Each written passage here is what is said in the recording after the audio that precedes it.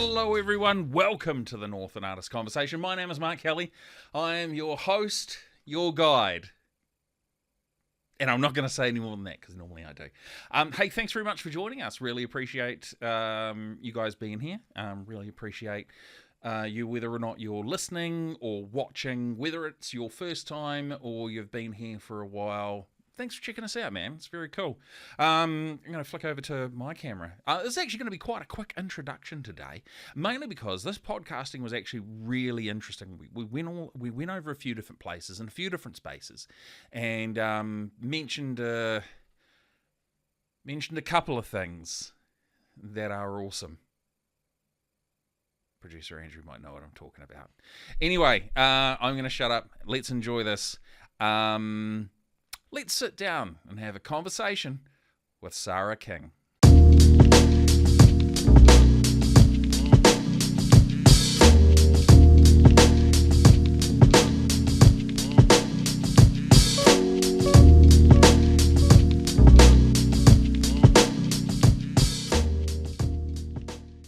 Let's get awkward. Ladies and gentlemen, let's get awkward. No, we're not. It's going to be fine. Sara, thank you. Oh, Sara with the H that's removed. Oh. Chop that off long ago. Chop it off. Thank you so much for coming in and sitting down with us on the podcast. This is actually really cool. Oh, welcome. We don't normally... Well, that's a lie. Every now and then, we get someone reaching out to us and saying they'd like to be on. Most times, we sort of have to actively pursue the guests. Sometimes we use emotional blackmail, but we like to think that we're pretty solid with getting guests on. So thank you very much for actually reaching out and saying, hey, you guys, Mark doesn't seem like a dick. Let's sit down and him. And it was interesting because we were chatting beforehand. You are, I guess we could say, an actual legitimate fan. Actual legitimate fan. Yeah, shock horror. We have them. It's very nice. So, where do you want to start? I know how these podcasts normally go. We normally start at the beginning, We start at the beginning. Cool. So obviously, at some stage, you were born. If we're going to go that far back. I was born in Western Samoa. Were you? I was. How now? Okay. We're off to the races. Western Samoa. Yeah. Like what sort of cities would be? Apia. Okay. Whakali'iuta, actually, part of Apia. My dad is a surveyor. And he worked for Lands and Survey, and he worked for the Lands and Survey Department in Samoa. Wow. And, I happened to be living there when I was born. Okay. But moved to New Zealand when I was 2, I think. Okay, So right. Yeah, it's not a big part of my life. It's just where I was born, but always wanted to go back. Okay. Wow. You're kind of answering my questions before I even ask them. Would you like to just do this podcast by yourself? Sure, why not? Yeah, I'm just going to sit here and fucking ramble for an hour. Wow, okay. So, with Dad being was he a land surveyor or quantity surveyor? Land surveyor. Land surveyor. Moved around a lot? Not really. When I was younger, Yeah. quite a bit. I think we lived, when we came back from Samoa, we lived in Hamilton. Yes. And then we lived in Tauranga. Nice. And then moved to Onarahi. And then, so I did my first year of schooling at Onarahi Primary. And then we moved to Russell, Kororareka. And then there was not much more moving around after that. Right, okay. Then they moved to Kerikeri, but... Kerikeri after Russell? After Russell. So Bay of Islands... Right, My represent. family have been in Bay of Islands ever since. Okay. Still are. Mum and Dad still in Bay of Islands? Dad, yes. Dad. And my sister, so he owns a avocado orchard up there. Of course he does. Yep. And my sister is taking over from him now that he's 70 plus. Wow. So, yeah. Far out. Okay. Yeah. I'd say I grew up in Russell. Yeah. Yeah. Were they kind of the formative years in Russell? Absolutely. How long were you there for? Can you remember? I thought it was way longer than we were there for, but we moved there when I was 6 and Yep. then left when I was 14. So 8 years? yeah. Okay. But that, I guess that is sort of during the formative years, right? And then you bounced across to Kirikiri. Yeah. You finished your schooling there?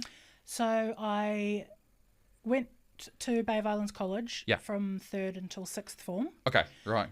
Sixth form. Yeah. What year would that be now, producer Andrew? Yeah, 12. Thank you. I can never I work it out. only know because for 7th form, Yeah. I changed to Kirikiri High, and that was the first year that they were doing the years thing. So I know that I was in year 13. Oh, wow. But I have Okay. to count back from that. Yeah, if yeah, I yeah. ever want to figure out what anything else is. I had left school by the time all of that nonsense stuff. I think my brother, when he finished high school, it was kind of like he left and then the years came in after. But no, again, both of us just still have no clue to this day. Yeah, no, That's it's fine. Definitely third through 6th form. Yeah. Nothing else. That's all. Oh, I'll wow. ever refer to it as. But Kirikiri had better arts. They just didn't have. They didn't have photography. They didn't have art history. They didn't have any wow. of those things. Okay. So they had like a art class, which Yeah. was kind of painting and Yeah. wood carving and screen The printing. and it basic just, sort of stuff, right? basic arts. So I say art is basic. Basic- I can just, basic I can art. just whip You that know, shit basic out. I art. am not creative in that way at all. That's wow. Okay. But so I mean, it was also hard to get from my parents' farm is in Puketona, which is kind of in between Yes. Paihia and Kirikiri. Yes. Puketona Junction. Yep, just by there, just next to the quarry. Oh wow. Uh, I know exactly where that is. Yeah, Yeah, that's pretty cool. Most people know where that is. Yeah. You have to drive past it to Yeah. get anywhere. Yeah. But I would drive into Paihia and catch the bus from Paihia to Kawakawa for Bay College, and that just got to be a bit of That's a challenge. little bit of a drain. Yeah. I mean, much more fun when I got my license, and then I just Oh hell yes. drove all the way. That's it. You get that car. Yeah. Do that drive. But the bus to Kirikiri stopped outside our house, so yeah, it's a little bit easier. But very mostly I convenient. did change because they had Yeah. all of those arts programs. What was the house like growing up? Obviously, you got interested in the arts. When did you get interested in the arts, and were the parents interested in the arts at all? My mum was a creative person, very musical. Oh wow, She played the flute for most of my youth. that's pretty cool. Yeah, and she got to be reasonably good. Yeah. And yeah, she taught me to sew, and she did all those kinds of things. Oh wow. So she was creative. My dad was very tech minded. Okay. Yeah. He wrote land surveying software, and that's yeah, impressive. Yeah, and did book publishing and things like that. Wow. So I kind of get my. So Dad's a writer. No, he just did the page layouts for the Maybe Northland not then. Publication Society. Okay, yeah. right. My great aunt was the writer, and I think he started there because he was helping to publish her book. Her books. So she Right. wrote a book about the history of Kororaraka and our family there, because my great, maybe one more great Yeah. grandfather was a whaler. Oh wow. in Russell. So, yeah, the family ties go way back They're deep. to that place. Deeply yeah. entrenched. Yeah. Far okay. All right. Okay. What? I mean, I don't imagine it's easy to be a book layout person, but that's actually kind of similar to my childhood growing up. Dad was a registered valuer. We did a bit of moving around. Like born in Christchurch, moved to Whanganui, then moved to Gisborne. But in Gisborne, I think by the time I hit 16, we'd lived in like 5 different houses, so we were just kind of always on the move. Dad was rugby and cricket. Yep. No interest in any of the art stuff. Mum did like baking and sewing and knitting. She did all that sort of stuff. So I wouldn't necessarily say I came from a highly creative household compared to some of our other amazing guests, but there was creativity in the house. I'm the same. I've been thinking about this question recently, obviously knowing that I'm coming on the podcast. And Yeah, so I'm mentally preparing myself for the onslaught. the questions. And it was a semi-creative household. Yeah. But definitely not over the top artistic in Yeah. any way. Yeah. I think my my auntie did watercolor painting, and a couple of great aunts did that kind of stuff as well. But I still can't draw for shit. No, I can't. I'm a graphic designer and I can't. Yeah, draw look, anything. you asked me to draw Knight Rider side on. I'm your guy.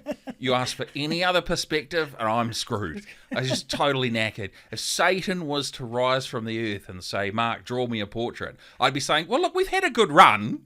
I really feel like we have." I've tried. Yeah. I've tried to learn to draw. I, bought an iPad so I could do all the digital drawing. Yeah, and yeah. Just watching YouTube videos till they were coming out my ass, and it just I couldn't. I didn't take to it. Didn't take to it. Doesn't take. I'll try again one day, and one day I'll be a hugely famous. No. There you go. That's a good goal to have. I get all my proportions wrong. Oh, absolutely. So I even have. I don't want to admit this, but I feel like I should. I have issues drawing stick figures. The head seems to be disproportionately large, like Rocky from The Mask. If anyone's seen that. Oh, yeah. Yeah. You know what I'm talking about. Talking disproportionate head. I'm that guy. So, yeah. But, no, that's cool. I mean, at least you're still giving it a crack, right? I can follow a tutorial like nobody's business. But then as soon as the tutorial's gone and, draw something from scratch. No. It's so funny. Now, draw it this size. Yep, cool, perfect, awesome. In one ear and out the other. Oh, It would make my life a bit easier if I could draw. But my skill set in drawing is go to Adobe Stock, search for illustration I can oh my God! use credits for and use. Appreciate the Adobe Firefly. I've dabbled in Firefly. Okay, right, cool. It's actually like some things it's really great for. Like if you bring in some text in a font that you like, and then you like make this look like balloons floating in the sky. Okay. And then it'll make the actual text into balloon shapes. Stuff like that. I think it's great for. But yeah, I've tried doing other things, and I don't think it's quite there yet. No, thankfully. Thankfully, it just interesting. At the Sandbox fandom convention they had this year, I led a panel talking about. Well, actually, I wasn't supposed to bring it up. Two graphic designers, and we were having a discussion around AI. And I know that one of our former podcast guests heavily favours AI, and then one of them thinks it's the root of all evil, and that the 4 horsemen of the apocalypse will rise. I'm smack bang in the middle, I think. Right. Okay. Cool. Use it in my day-to-day work for productivity. Right. Like actually doing things that used to take me hours can take minutes. 20 seconds. Wow. Like just you need to turn a portrait photo into a landscape because that's the space you have to fill. Yeah. Just pulling the edges out and saying make absolutely. Stuff like that I think it's absolutely brilliant for. But I will use it to enhance and make me more productive, but I will not use it to actually do my design job. That's pretty cool. Yeah. Okay. So you're a lead designer at council. Right. Okay. And I believe head of a team. Not really. No? Not technically. I'm not a people person. I don't want to manage people. I want to. I thought you were about to say I don't like people. And I was about to say, wait, why are you here? We're the most unpeople people ever. Yeah. Wait, that makes sense. No interest in managing people. Right. I like to go to work and design things. Do the work. I think if I was an actual team leader or a manager, I would have to do all of that other stuff. That's just not my jam. Yeah. But I am my technical name is Matato Senior Graphic Designer, which just means that we have these pathways at council where you can go the people leading managerial route, or you can go the technical specialist route. And I chose to go that way. Wow. The people management. people way. Yeah, right.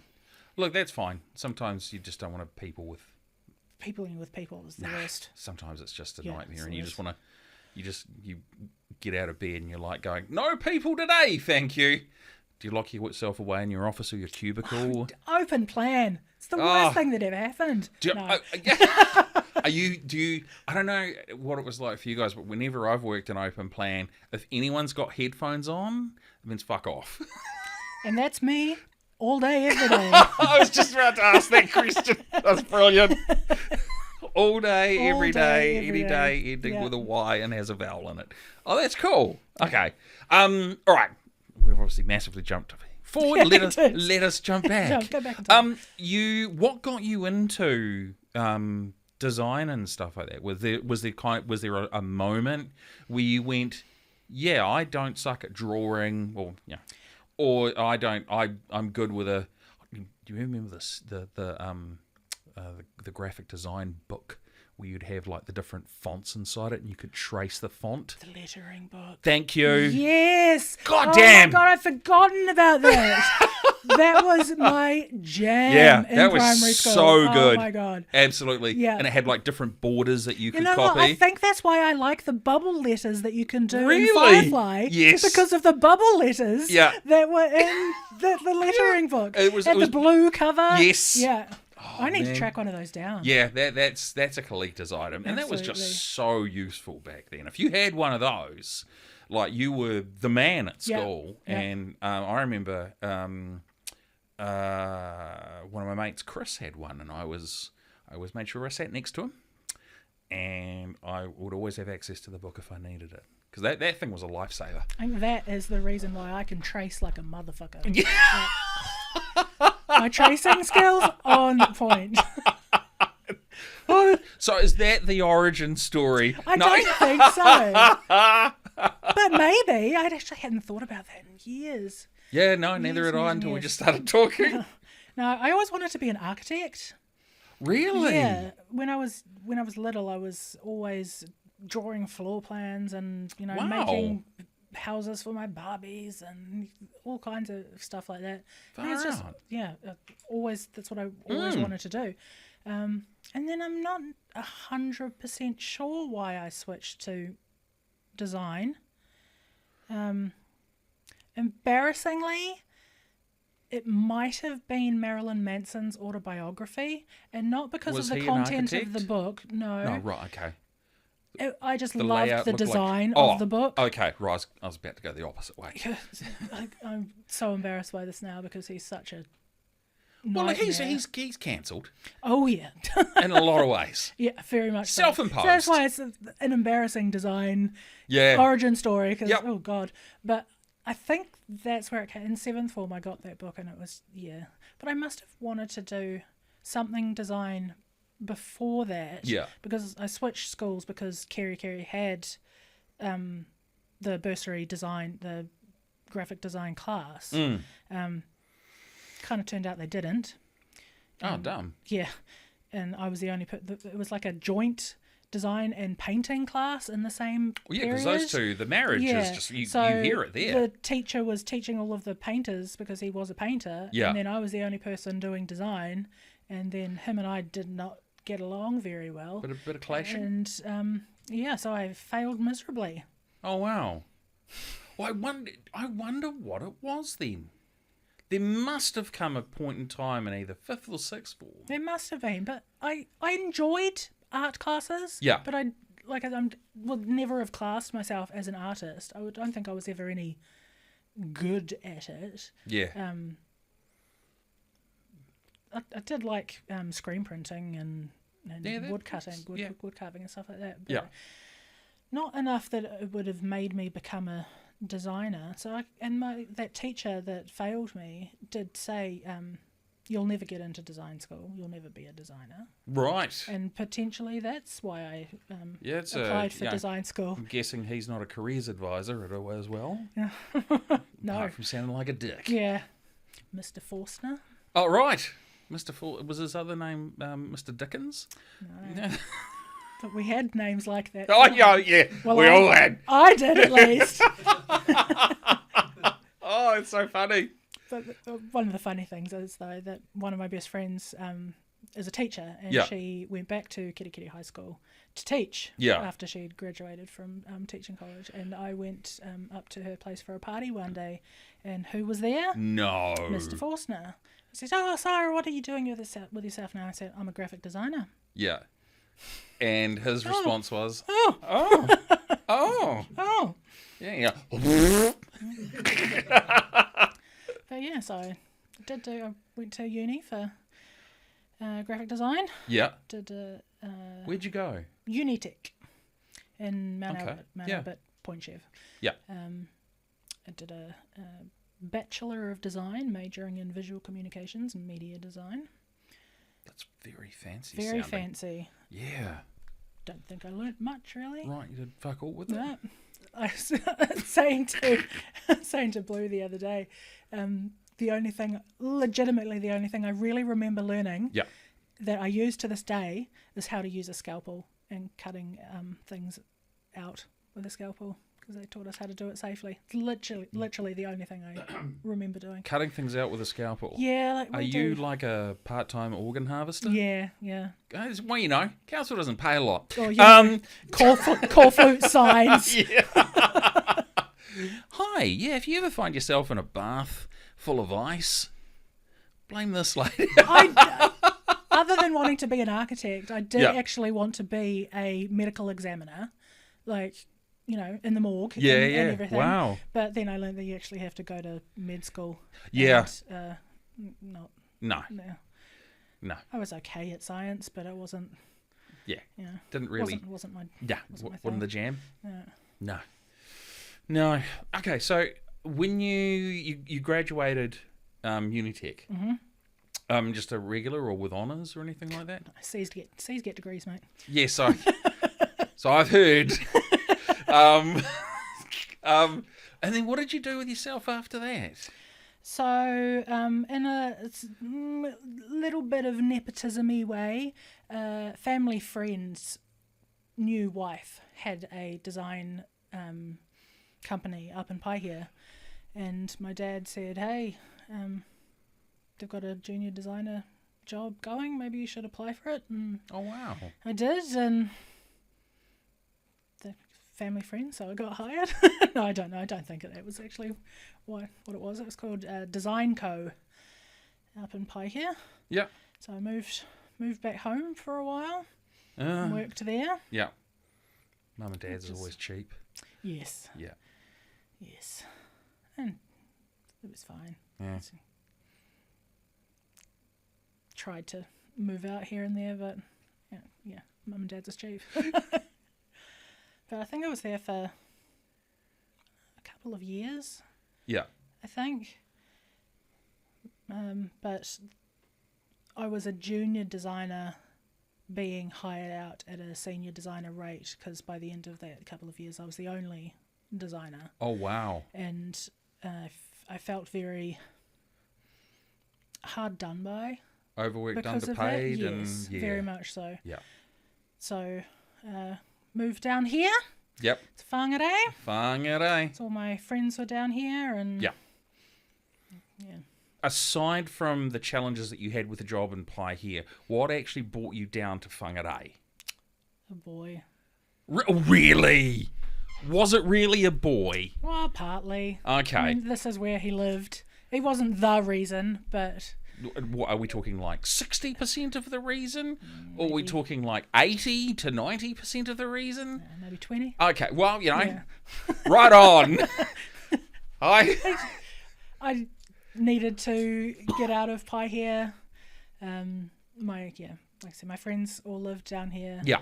And were they the bigger part of the reason? yes. Right, absolutely. okay, cool. And got a job at Whangare Print, which used to be down Lower Dent Street. Where did that used to be? Not there anymore. It's kind of like, what's there now? I'm not sure. It's on those shops that back onto the river. So back onto the Hatea River. So is it kind of all the way down near the end where like Engine Room is or anywhere, or is it a bit further up that way? Closer to the town basin. Okay, yeah. Kind of in that first block between the town basin playground and the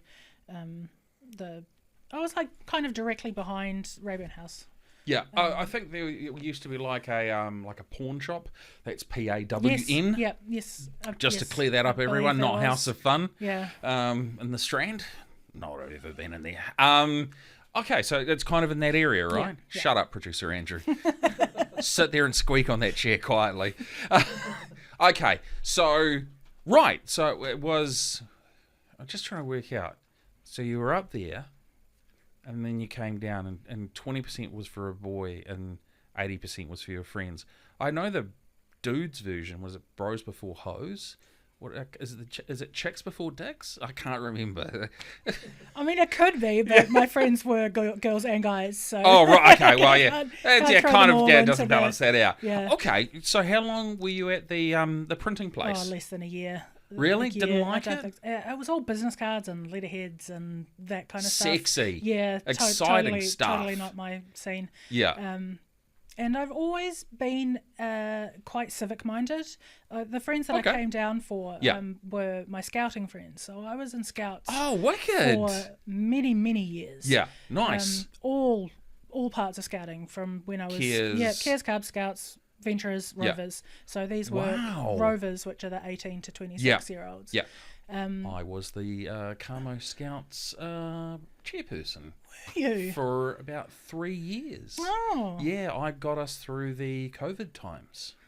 Yeah, it was after I was a care leader down here when I moved down here. So I was a care leader for quite a few years at Hora Hora. Oh, HH. But lovely place. Good rugby team. Yeah. Good. And the scout hall is it's nice. Behind no, it's not. No, it's not. It's a scout hall. Okay. I don't know if any scout halls are nice. But it was behind the rugby clubs. Yeah. But anyway, so my friends were all my scouting friends. So because of the scouting thing, we've always been very civic minded. So Rovers is a service sector. Like you have to do service to be part of the what part of do the you group. mean by service? Service for other people. So right. we would do help with projects. Some things we did like helping with repainting lines on a school court and stuff like that. Just any kinds of service projects. And because of that, when a job came up at council, I was like, that sounds really cool. Doing work for the community, but also being paid for it. So who doesn't like money, right? Yeah, exactly. And so this little junior graphic designer job came up at the council, and I think if we're honest, probably junior, not junior. Well, you weren't the junior at the design place in Paihia. No, not. Not my choice. No. I still was very much a junior designer.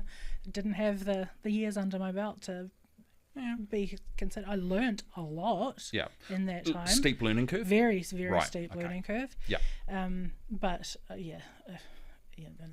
was too much. Too much for one little designer freshly out of university with freshly graduated. No skills learnt at said university. Yeah. That did a 4-year degree in 5 years.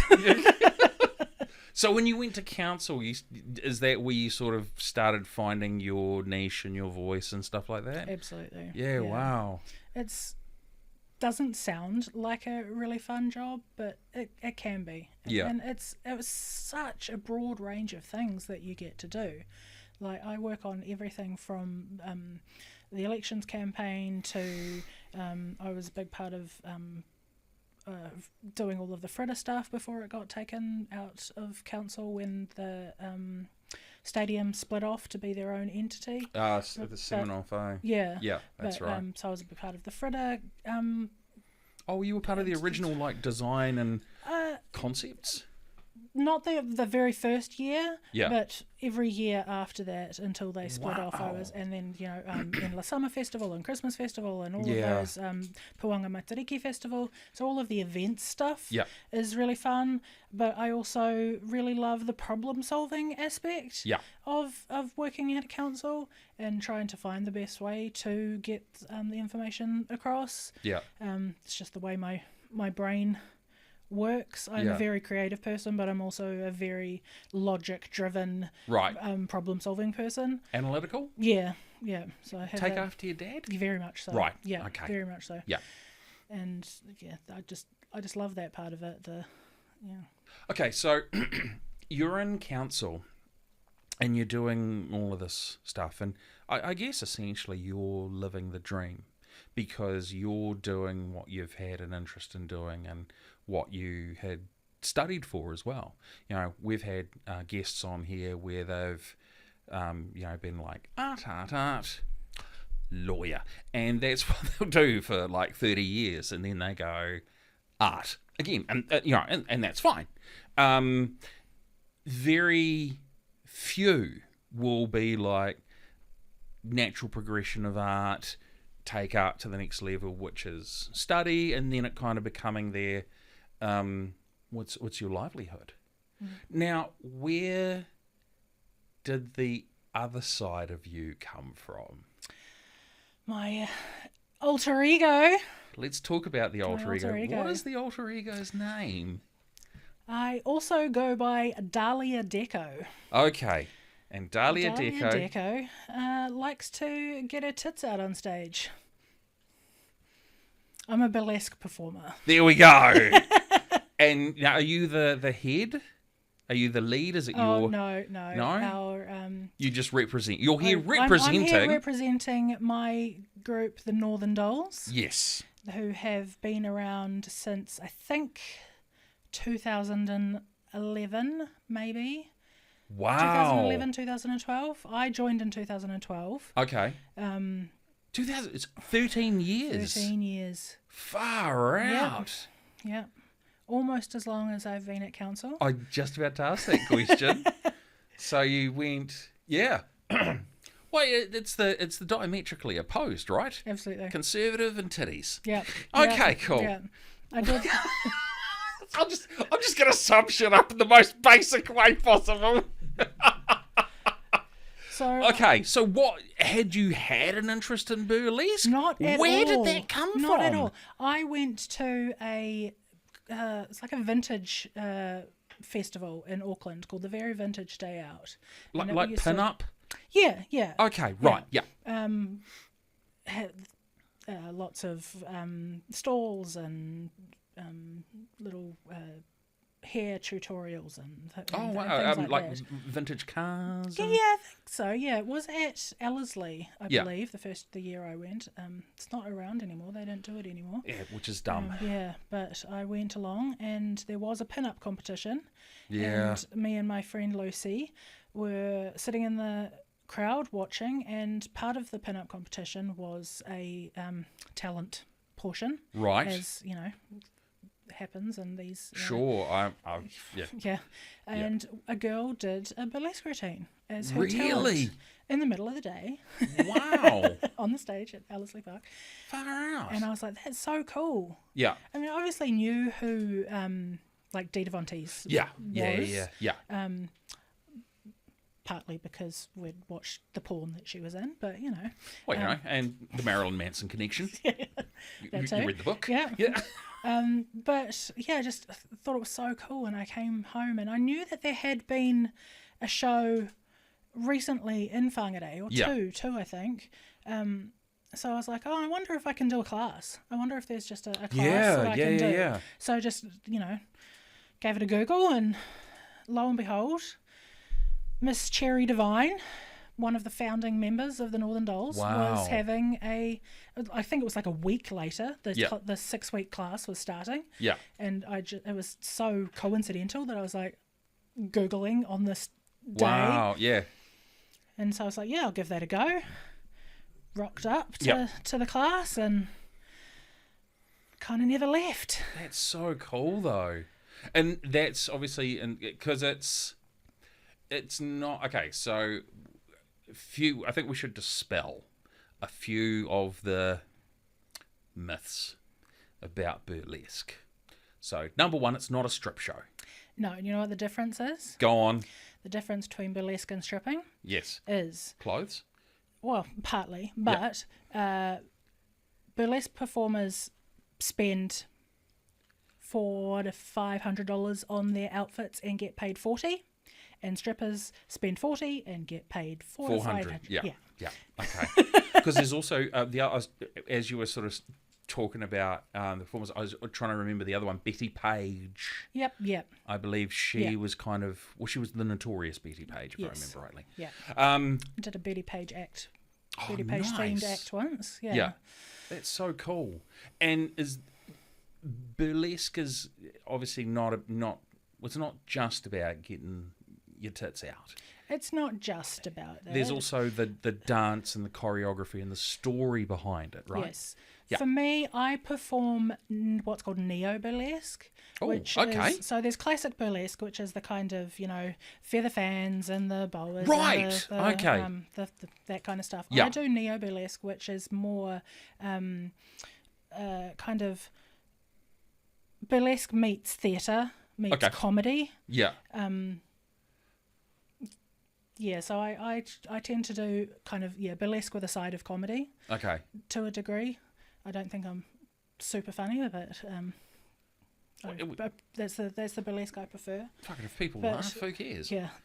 I did this class. Yeah. And Cherry said on the first day, so the class was a 6-week class that culminated in doing a group performance at the next Northern Dolls burlesque show. Right.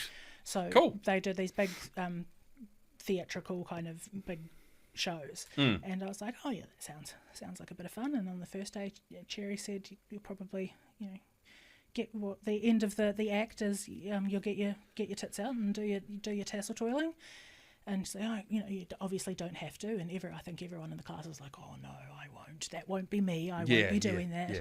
And I definitely was. I was like, oh no, absolutely not. It's not going to happen.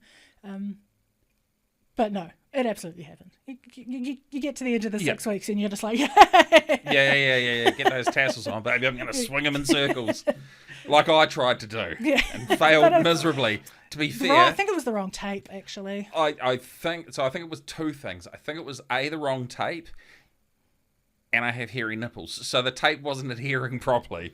To be fair, had I known that was going to happen, I would have shaved in advance because I'm considerate like that.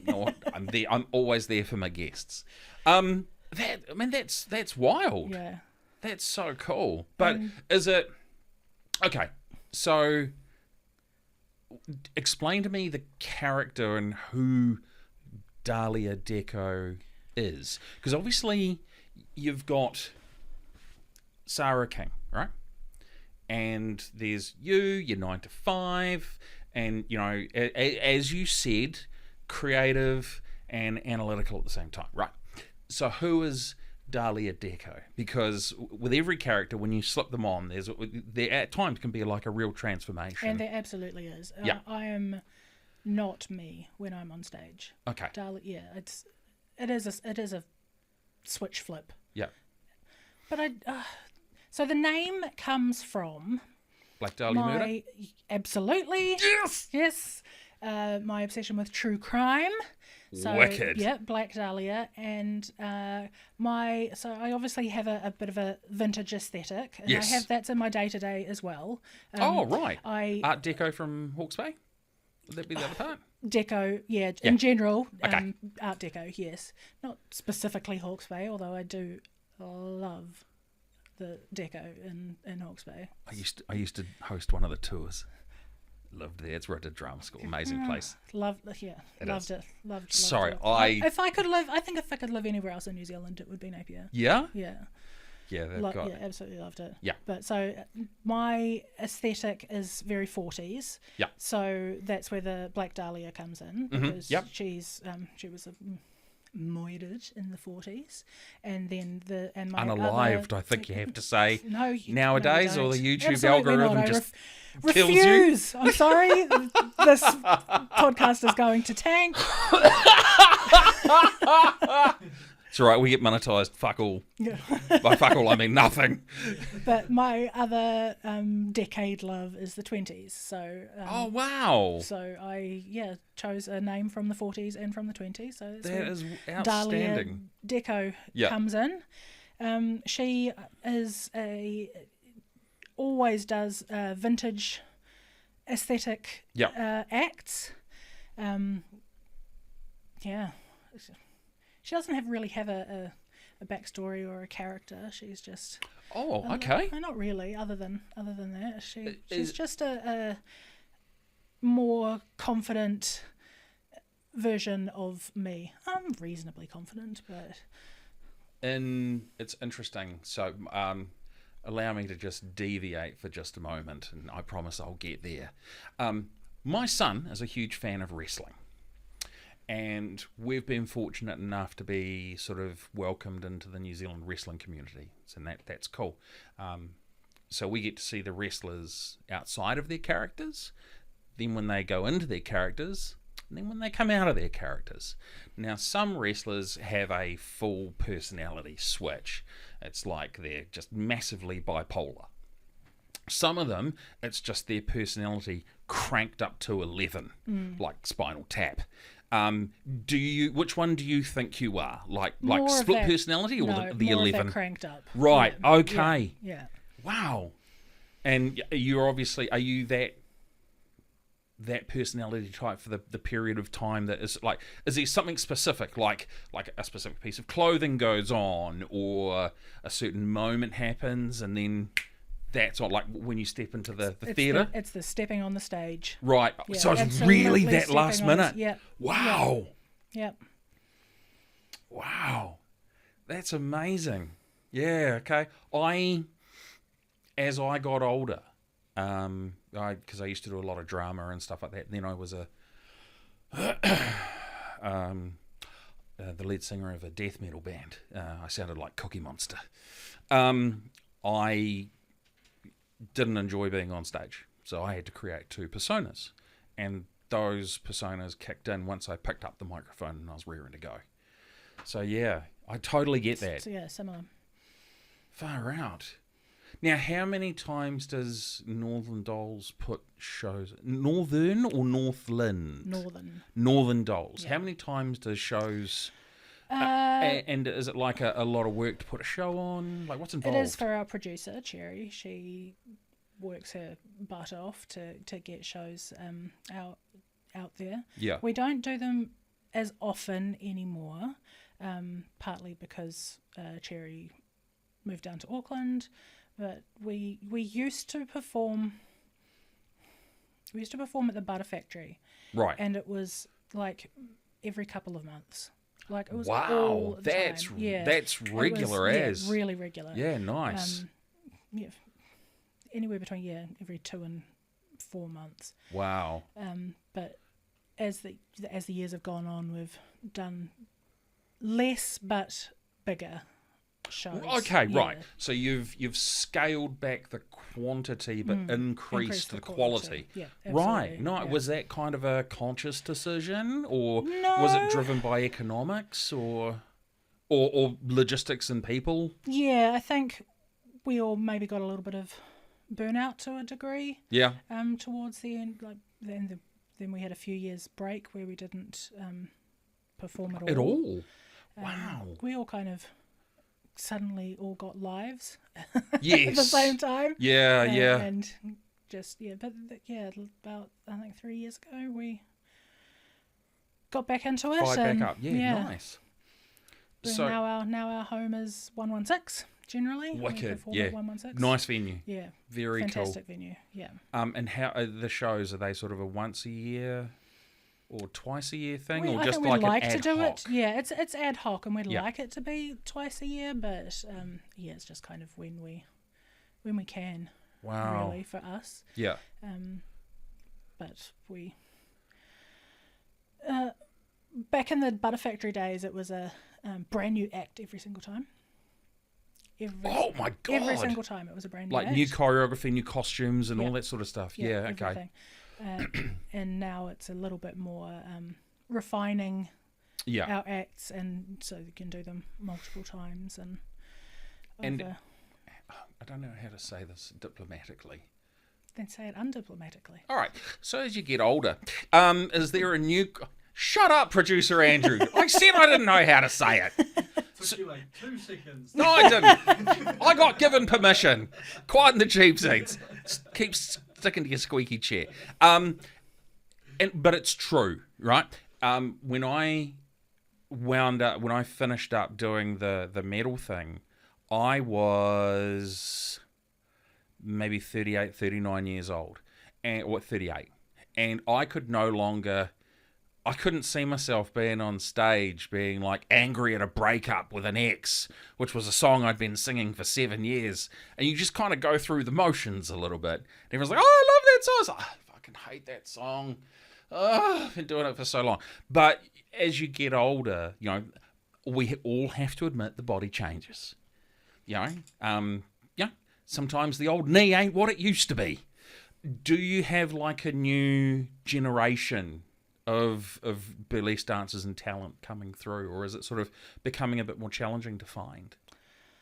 We used to do a lot of recruiting kind of stuff. We had a kind of an offshoot of the Northern Dolls called the Dolly Follies, where we would bring in new girls and boys to join us for these kind of separate shows where we'd introduce them as new performers, and then occasionally they'd join the troupe, and then over the years they kind of all dropped away, and people moved on and did their thing. So now there's just a core 3 of us. There's me, Cherry, who I did the initial initial training with, initial training with, and then Dixie. So the 3 of us put on the shows, and now we rely more on getting guest performers up like bringing people up from Auckland from and stuff like that. And Wow. getting some of the bigger names from the Auckland scene up to perform with us, and quite a few fairly often we go and perform with other groups as well. Oh, okay. So you'll go down the line? Yeah, or up the line even. Right. Wow, cool. We've been up and done a few shows up in Kitty Kitty, and one of the original Northern Dolls, Kelly, moved down to Tauranga and started another troupe down there. So occasionally we'll go down and perform in their shows. Oh yeah, that's the guest performers down there. It's a great weekend roadie. Yeah. So no, we're not. I guess we'd love new blood to come on board, but we're not actively seeking it at this stage. Okay. So if I was to say to you, how can people contact you guys if they're interested?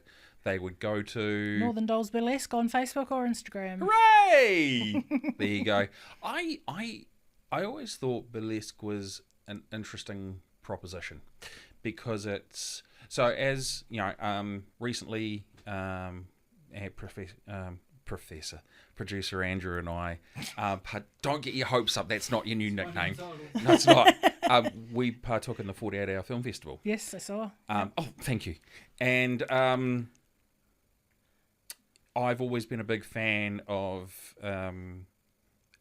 something they use in like TV shows and movies. Show me, don't tell me. So I think that's where burlesque it blends the lines quite nicely between tell me, which is seeing everything, and showing me, which is sort of sultry, seductive, that type of stuff, because I think that there is always a more genuine story behind, and that sort of lends itself towards the, well, you said comedy and drama as well. Yeah. Softcore. There you go. The movies that your mum and dad might have watched when you were a bit younger. Sky One after midnight. Yes. Yeah. Now we're talking the same. You're picking up what I'm laying down. That's cool. Sara, thank you so much for joining us today. This has been absolutely awesome. I always like to learn something from every guest that we have on. I've definitely picked up a few things. So go Neo Burlesque. See what I did there. And yeah, thank you so much. And if you guys are doing another show, we would love to have you on just before or after. That'd be awesome, man. That'd be very cool. Well, we do have a show coming up. Well, Go on. Not the Northern Doll specifically, but Yes. the Halloween Cabaret at Forum North on the 31st of October. Yes. Anna's show. Yep. A couple of, me and Dixie will be performing in that. Wicked. A nice little vintage horror movie themed act. Yep. That'll be cool. And where can people get tickets for that? Event Finder. Perfect. So you get a nice plug in right at the end too. Thank you for coming on. It's been You're awesome. welcome. Thank you. There you go, everyone. The wonderful Sara King. Just so cool and absolutely amazing. She was a real pleasure to talk to, and she one of those guests that had reached out. She was also one of those guests that had actually been a bit of a long-time fan of the podcast as well. So it was actually super cool to have her on. Sara, thank you so much. Behind the desk today is producer Andrew. Producer Andrew, kia ora. Hello. We always there's always a little bit of dialogue at the end of this about what your favourite part of the conversation was. Was there sort of anything stand out for you? Lucky this isn't a rapid fire. Well, it's quite funny actually, because I went to People Potential, and Yes. my tutor there was Carly, and she is a part of that Northern Dolls stuff, or she was. Oh, So really? yeah, I have like a kind of connection to it, I Oh, guess, that's cool, in man. a strange way. But Yeah. I've never seen a burlesque show. Have you, Mark? Yes, I have. I have seen a burlesque show. Yeah. And as I said during the podcast, they're very. It's more about letting your mind go through and do stuff, which is something that it was funny.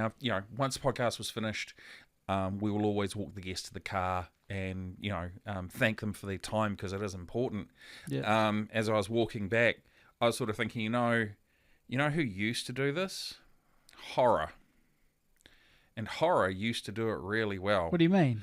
So, horror, it would be, it's not what you would see. It was what was implied. Oh, yeah. Like you think of Alfred Hitchcock's Psycho, and you think of the famous shower scene, right? Mm. Okay. It looks like an absolute bloodbath, but it's not. Think of Texas Chainsaw Massacre. Yeah. Right. There's the scene where the girl gets lifted up on the meat hook, right? Yeah. And a lot of people will swear that like the meat hook comes out of her through her chest Yeah, and yeah. blood goes everywhere. I see what you're saying. You see none of that. It's all implied, and it's Yeah. in the viewer's head. Yeah, yep. And that's what I liked about the burlesque shows, plural, that I have seen, was that the dancers had story and structure, and they were there to evoke. To convey. Yeah, exactly. And that's kind of what I enjoy about the burlesque vibe. Fair enough. And she was super cool. I also liked her talking about the design side, because I get mad imposter syndrome at my job sometimes when I'm having to redesign someone's logo for print. Yeah, But for her to sit there and say she did her degree or her bachelor's or sorry, I can't really remember what she said about what she qualified in, but and to come out of that other side and say she learned nothing Yeah. was kind of refreshing. Absolutely. Because I always wonder what I learned when I studied digital multimedia, doing kind of a range of that sort of stuff. Yeah. And I guess what I got out of it was just a repetition. Yeah. You know, you learn the shortcut keys and then you use them over and over and over again, you know, and it does feel like you're not learning stuff sometimes, but you're literally building muscle memories. Yeah, So- no, that's a good point too. Yeah. I think the interesting one for me was, you know, when she talked about she started burlesque and started a council at the same time, two very diametrically opposed things, both incredibly creative. Yeah.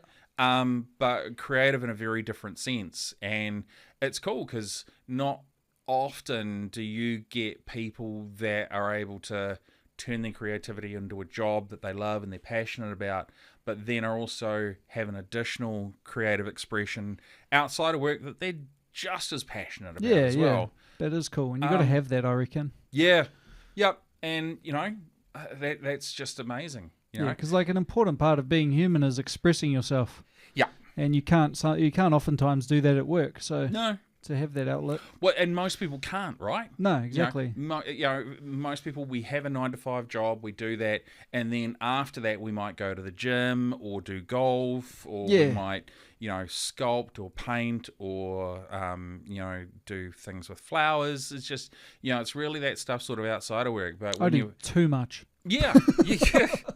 But when you can have a job that is your creativity as well, I think that's just amazing. Yeah. No, that's for sure. Because, that's kind of what, like, before I got into the job I'm in now, I was working, like, run-of-the-mill sales jobs. Yeah. Technically, my job's still sales, but it's got most of the components that I studied for that I am passionate about. So, yeah, of course. Quite lucky. Very lucky. Very lucky.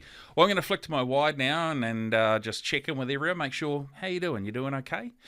You can find us across all platforms. For the visuals, you can find us on Facebook, Instagram, and YouTube, all Northland Artists Conversation. And if you're watching this, it'll be somewhere around here. For audio, you can find us on Spotify, Apple Podcasts, and YouTube Podcasts. Again, Northland Artists Conversation. Nice and easy. And if you want to do what Sara did, please reach out to us on any of those platforms. We will get a message. We will 100% get back to you. Or you can email us, hello@northlandartistsconversation.co.nz. And to make it as super simple as possible, open up your internet browser, whether or not that be Edge or Chrome or Opera or anything along those lines, and just simply type Northland Artists Conversation. We are all of the top results. And you'll be able to reach out and you'll be able to find us and listen to us and watch us and get in touch with us. So, guys, we'd love to hear from you. I'm going to flick back to the wide camera now. Well, for those of you that may or may not have been aware, Northland Artists Conversation team, 5 Elements Media, we submitted our very first 48-hour film festival competition a few weeks ago, and we're very, very proud of it. So it'll be interesting to see how it goes. Look, whether we place or whether or not, we just had a lot of fun, and it was such a cool time. It'll be able to go up on YouTube at a later point. Have a look for it. It's called Sucked In the style of the LinkedIn font. But yeah, just find us, have a look, have a laugh. We had a great time doing it. It was amazing. But thank you so much to everyone for watching us and listening to us. Thank you to producer Andrew, editor Lee, engineer Steve, admin Michelle, and all the other amazing people that help all of this come together. My name is Mark Kelly. I am your host. Thank you so much for joining us on the Northland Artists Conversation. We'll see you guys real soon.